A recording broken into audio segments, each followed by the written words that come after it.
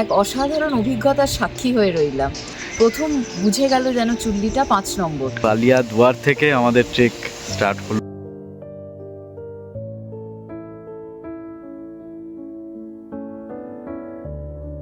इस साइड से सूख रहे ठीक है, फिर जल्दी भी आए दोबारा हैप्पी जर्नी।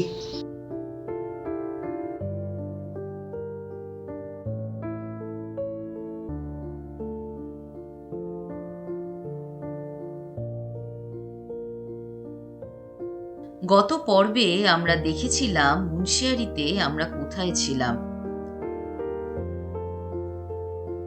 অথেন্টিক কুমায়ুনি গ্রামে বসে কুমায়ুনি রেসিপি খাচ্ছি। দেখিয়েছিলাম সেখানকার বিখ্যাত পঞ্চচল্লী পর্বতশৃঙ্গ ও প্রকৃতিকে।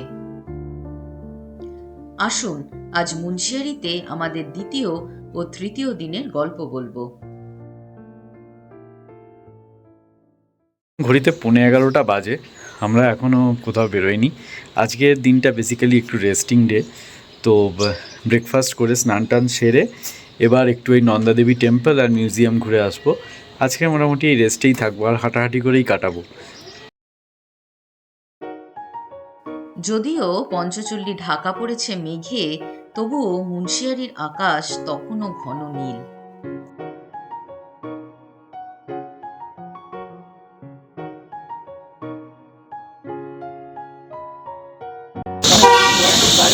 আমরা এই জলখাবার খেয়ে বেরিয়ে পড়েছি আশপাশটা ঘুরতে। তো প্রথমেই আমাদের নিয়ে আসা হলো এই নন্দাদেবী মন্দিরে। অপূর্ব আরণ্যক পরিবেশে অবস্থিত এই নন্দা দেবীর মন্দিরটি।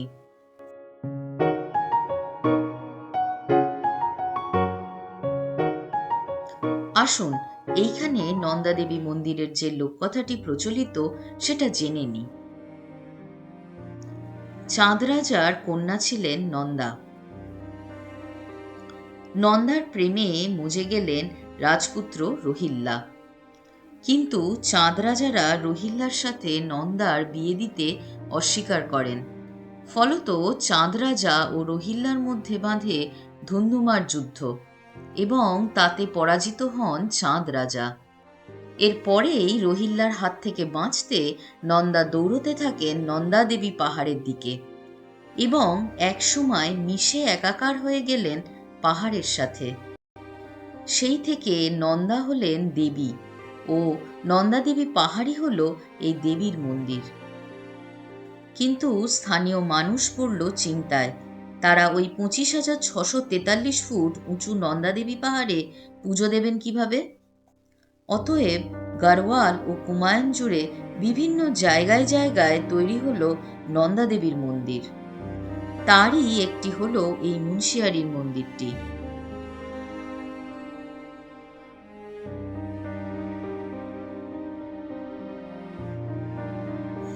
মন্দিরের চত্বর থেকে অপূর্ব পঞ্চচল্লীর পাহাড় দেখা যায়, কিন্তু আজ পুরো রেঞ্জটাই ঢেকে গেছে মেঘে। তবে এখানে পেলাম অনেক প্রজাপতি, যেগুলোকে ক্যামেরাবন্দি করতে পেরেছিলাম। তার মধ্যে এটি হলো টর্টয়েস শেল।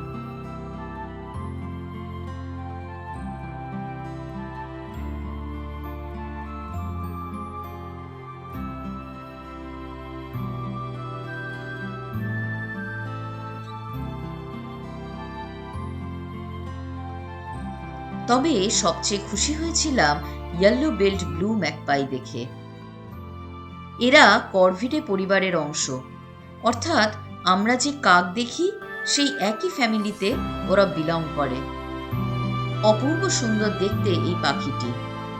এর আগে আমরা আপনাদের দেখিয়েছি রেড বেল্ট অর্থাৎ লাল ঠোঁট ম্যাকপাই, কিন্তু ইয়েলো বেল্ট অর্থাৎ হলুদ ঠোঁটের ম্যাকপাই এই প্রথম দেখলাম।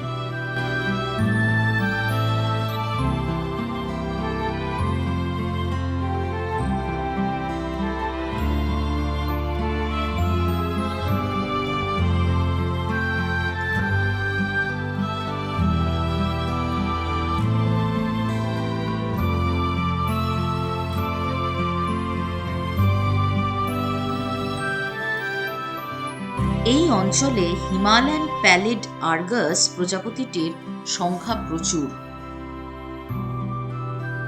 সঙ্গে পেলাম কমন এমিগ্রেন্ট প্রজাপতি। এই নন্দাদেবী টেম্পেলের সেরা প্রাপ্তি হলো ইয়েলো বিল ব্লু ম্যাকপাই। হঠাৎ করে দেখলাম উড়ে আসছে, ওই গাছটাতে বসে কিছুটা ফল খেলো, খেয়ে উড়ে গেল। তিনখানা ছিল, তো তিনটের মধ্যে আস্তে আস্তে একটা একটা করে উঠলো, তিনটেই ইয়েলো বিল ম্যাকপাই। এতদিন আমরা রেড বিল্ড দেখেছি, তো হলুদ ঠোঁটটা দেখা ছিল না, হলুদ ঠোঁটের ম্যাকপাই দেখতে পেলাম। খুব খুশি হয়ে এটা গেলাম। লাইফার হলো এখন। হ্যাঁ, আমাদের এর পরের গন্তব্য ছিল ট্রাইবাল মিউজিয়াম। ট্রাইবাল মিউজিয়ামের পথে এই একটু খাড়াই উঠতে হয়, উঠেই ট্রাইবাল মিউজিয়াম এই সামনে দেখা যাচ্ছে। পার্শ্ববর্তী নানাসেন গ্রামে এই মিউজিয়ামটি অবস্থিত। এটির প্রতিষ্ঠাতা শ্রী এস পান্থি। তিনি ছিলেন স্থানীয় স্কুল শিক্ষক, লেখক ও ভুটিয়া সংস্কৃতির গবেষক। পুরো মিউজিয়ামটি পুরাতাত্ত্বিক সামগ্রীতে বোঝায়। এখানে ভিডিও তোলা নিষেধ, তাই বেশ কিছু স্টিল ছবি রইল।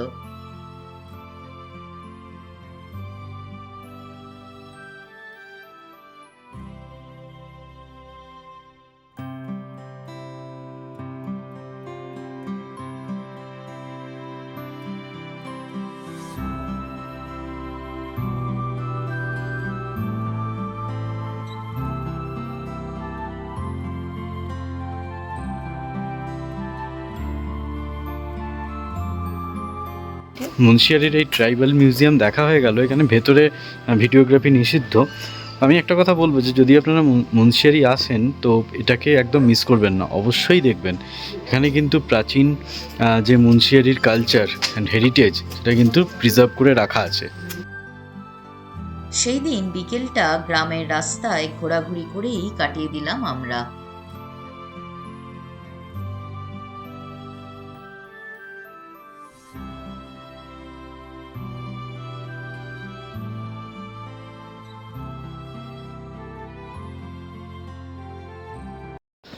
সুপ্রভাত সকলকে।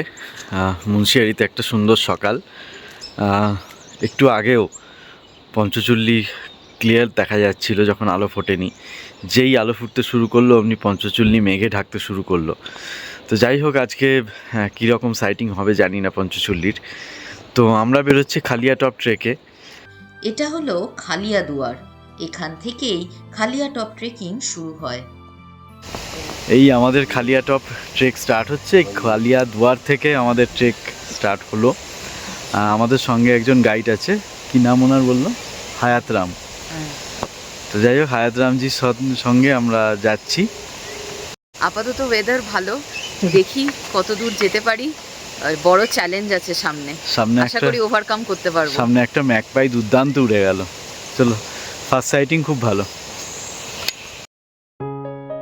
খালিয়া টপ নিয়ে কিছু তথ্য আমরা জেনে নিই। খালিয়া দুয়ার থেকে স্টিক সংগ্রহ করে ট্রেকে আসতে পারেন, তবে আমরা যেদিন গিয়েছিলাম সেদিন দুয়ার বন্ধ ছিল। স্টিক একটা অবশ্যই নিয়ে নেবেন। খালিয়া টপের উচ্চতা ৩৫০০ মিটার বা ১১,৪৮৩ ফিট, আর জিরো পয়েন্টের উচ্চতা ১২,০০০ ফিট। আরণ্যক রাস্তায় মূলত ওক, দেওদার ও রডোডেন্ড্রনের জঙ্গল।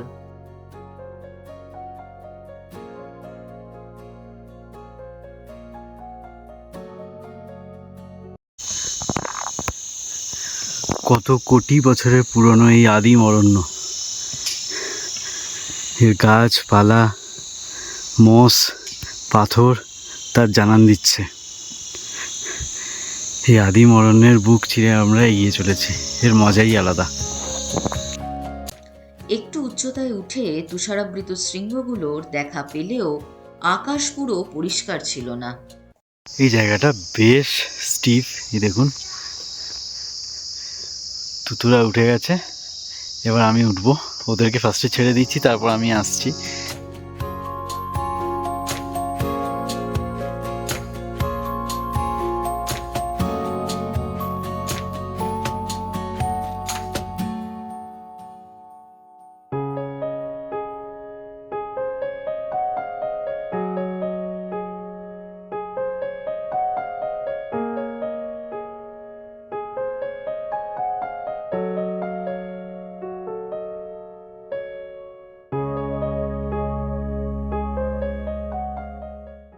এই যে আমরা তিনজন বসে আছি, প্রচণ্ড হাত ধরে গেছে। রেস্ট নিচ্ছি। আমার অবস্থা খুবই খারাপ, একটু যেতে না যেতেই হাঁপিয়ে যাচ্ছি, বসতে হচ্ছে, জল না এটা খেতে এটা হচ্ছে। এটা খুবই স্বাভাবিক, বেশ খুবই খারাপ অবস্থা। স্টিফ তো, হাঁপানোটাই স্বাভাবিক, বসে বসে যেতে হবে। আর প্রবুদ্ধ বরঞ্চ ভালো, আমার অবস্থা টাইট। না এই এতটা কথা বলছে মানে ঠিক আছে, অসুবিধা নেই। রডোডেনড্রন গাছটাতে প্রচুর পাখি, রুফাস বেস্টেড নীলটাভা ছিল, ওই উড়ছে এখনো, ব্যাবলার ছিল, ট্রি ক্রিপার ছিল। ট্রি ক্রিপার বা নাট আছে দূর থেকে বুঝতে পারলাম না, আপাতত ছবি তোলার মতো অবস্থা নেই, চোখের দেখা দেখছি, এটাই আনন্দ। এইখানে এসে প্রায় 2.5 কিলোমিটার মতো চলে এসেছি আমরা। এখানে এসে কিন্তু আমারও একটু হাঁপ ধরছে, একবারে যে ধরছে না তা নয়। আর দুঃখের বিষয় একটাই যে মেঘে ঢেকে গেছে পঞ্চচুল্লি, যদি মেঘে না ঢাকতো একদম আবঝা আবঝা দেখা যাচ্ছে চোখে, খুবই আবঝা, কিন্তু দেখা যাচ্ছে। ভাবছিলাম মেঘটা যদি না থাকতো তাহলে কি ভিউটাই না হতো এখান থেকে। যাক, কিছু তো করার নেই। বলো কেমন লাগছে তোমার? ভালোই লাগছে, মাঝে মধ্যে একটু বসছি তো, এখন হাঁপিয়ে যাচ্ছি, মাঝে মধ্যে তখন বসে পড়ছি। এখন আপাতত আমরা বেস ক্যাম্প অবধি যাচ্ছি। বেস ক্যাম্প এখান থেকে বললে 10-20 মিনিটের মতন, দেখি কখন পৌঁছতে পারি। তারপর যদি এনার্জি থাকে তাহলে খালি টপ যাবো।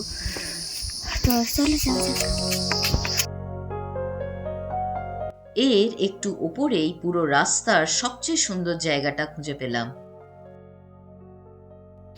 উফ, কি অপূর্ব সুন্দর জায়গা, পাগল করে দিচ্ছে। একটু এগোই, ফুলের মাঝখানে পারমিতা দাঁড়িয়ে আছে।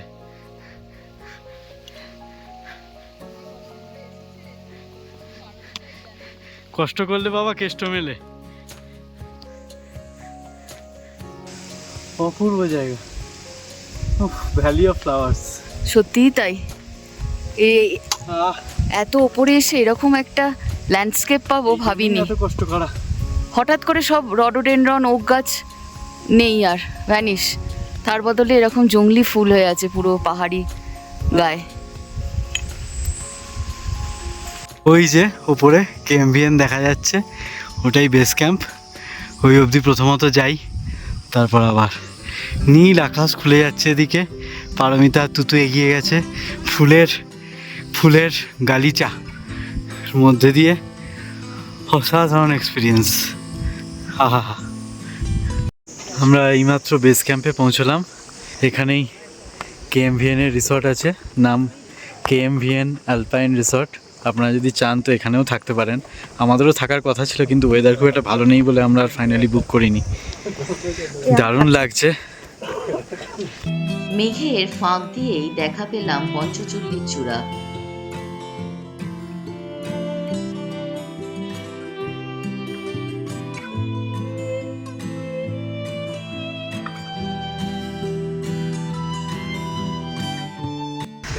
অনেক কষ্ট করে উঠেছি, এসে এখানে ব্রেকফাস্ট দিয়েছে ভাবিজি, এখন ব্রেকফাস্ট খাচ্ছি। পেছনে পিক খুলছে, পঞ্চচল্লিশ আসতে পেরেছি। এই আমরা এখানে বসে থাকছি কেএমভিএম এর সামনে, পিক খুলছে। প্রবুদ্ধ যাবে ফার্দার আরো 800 মিটার কালিয়াটপ। হ্যাঁ, কালিয়াটপ অব্দি। এখানে টাটা। টাটা তুতু, এগোচ্ছি। সাবধানে যাবে, চলে আসবে। তুমি চলে এলে আমরা একসাথে ম্যাগি খাবো। ঠিক আছে, চলো বাই। এবার দেখি প্রবুদ্ধ কত দূর উঠল।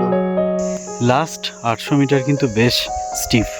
আমার নিচ থেকে আসতে এতটা কষ্ট হয়নি, এখানে কষ্টটা বেশি হয়েছে। তবে এই রডোডেনড্রনের জঙ্গল আর দূরে তাকালেই মাঝে মাঝে মেঘের ফাঁক দিয়ে উঁকি মারা এই পঞ্চচল্লির পাহাড়, এই দুটোই অক্সিজেন জুগিয়ে যাচ্ছে।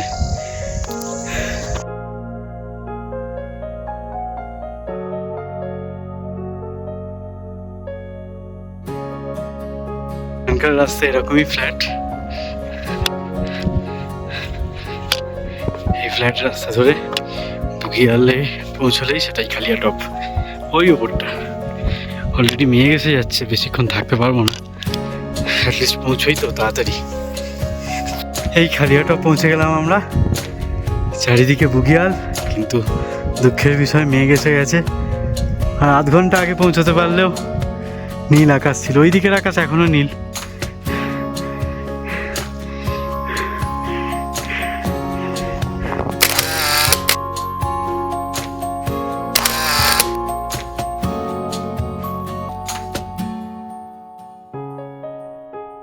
প্রবুদ্ধ ফিরে এলে আমরা আস্তে আস্তে নিচে নেমে এলাম।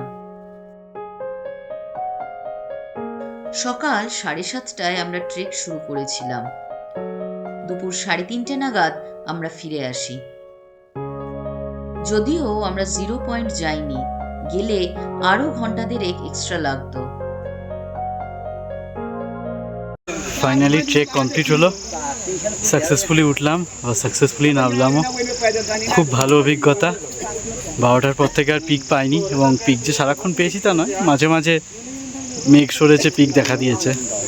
ওঠার সময় খুব কষ্ট হয়েছিল, কিন্তু নামাতে অতটা কষ্ট হয়নি। কিন্তু সবচেয়ে ইমপ্রেসড আমি তুতুর পারফরমেন্সে। এত ভালো স্ট্যামিনা, এত ভালো উঠলো, সঙ্গে নামলো, আমি সত্যি ইমপ্রেসড। সব মিলিয়ে তিনজনে খুব সাকসেসফুলি কমপ্লিট করেছি। যদিও আমি আর তুতু ওই আর্মি ক্যাম্প অব্দি আর্মি ক্যাম্প বেস ক্যাম্প অব্দি ছিলাম, আর প্রবুদ্ধ উঠেছিল খালিয়া টপ অব্দি। তো সব মিলিয়ে ভালো প্রাপ্তি সারাদিনের।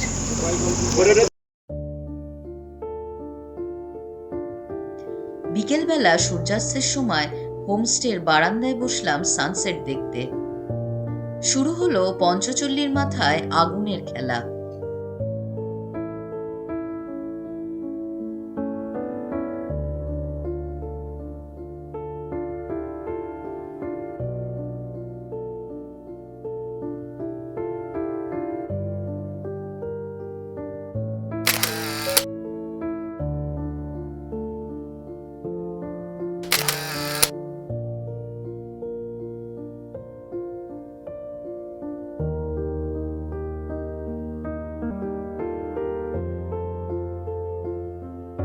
পরের দিন ছিল আমাদের মুন্সিয়ারির শেষ দিন।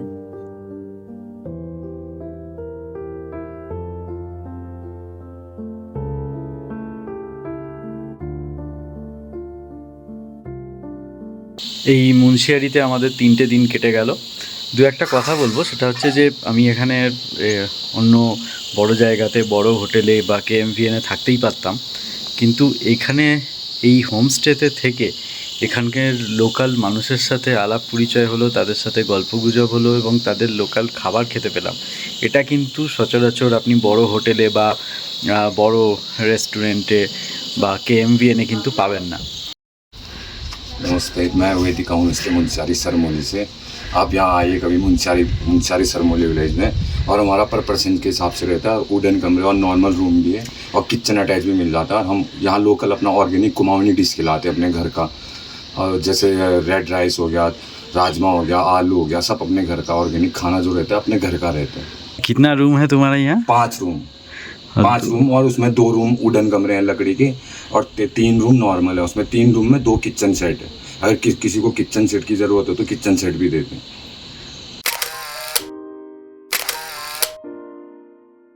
बहुत इस साइड से भी। शुभ रहे, ठीक है। फिर जल्दी भी आइए दोबारा। Happy journey. बहुत बहुत शुभ रहे आपका यात्रा। जल्दी पहुँचे चकोरी, फिर कॉल करना, ठीक है? ठीक है। तो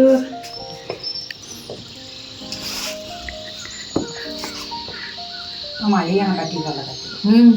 यहाँ के औरतें नीचे से लगा हमारे यहाँ का टीका लगाते हैं, हम लगाते हैं। खाली जो शादीशुदा है उनका ही लगता है।